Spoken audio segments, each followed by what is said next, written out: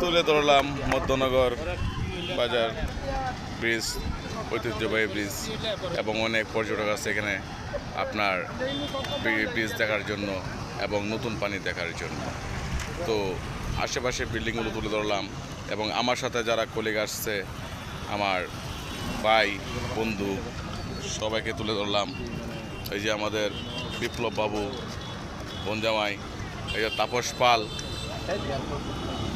এই যে সুজনদা, সাথে আছে অনেকেই, কিন্তু আমাদের হিরোইন নিয়ে ভাগ্য খারাপ, তাই আমরা নিজেরাই ভিডিও তৈরি করলাম। দেখেন এই নদীতে কীভাবে ট্রলার, বড় বড় ট্রলার যাচ্ছে এবং বাঁশগুলো তুলে রাখছে, বাঁশগুলো বিক্রি করার জন্য। ধর্মবাসা বাজার আবার শনিবারে জমে, শনিবার বাজার।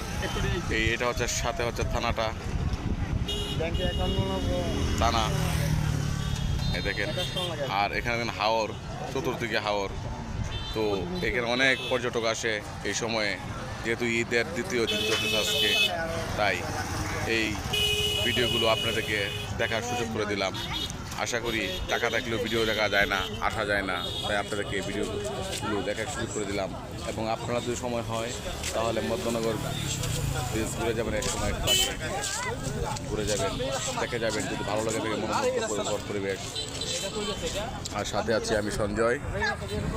যদি ভালো লাগে থাকে ভিডিওটি শেয়ার করবেন, লাইক কমেন্ট অবশ্যই চাই, আপনাদেরকে পাশে চাই সবসময় এই ভিডিওটির মাধ্যমে। এবং তুলে ধরলাম রাত্রে হলে আপনার এই ল্যাম্পগুলো জ্বলে, যেহেতু এখন দিনের বেলা। দেখেন সৌন্দর্য, প্রাকৃতিক সৌন্দর্য ভরপুর এই মধ্যনগর ব্রিজটি হয়েছে আপনার প্রায় 3 বছর 3 মাস এবং চালু হয়েছে আপনার 3 বছর 1 মাস।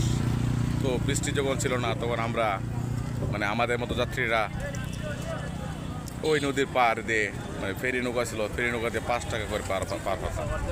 আর এখন মোটর সাইকেল নিয়ে সরাসরি মধ্যনগর বাজারে ঢোকা যায়। মধ্যনগর বাজারে ছিল না কোনো অটো, ছিল না কোনো রিক্সা, এখন হয়ে যাচ্ছে অটো, সিএনজি, রিক্সা, মধ্যনগর বাজার মোটর সাইকেল সহ ঢোকা যায়।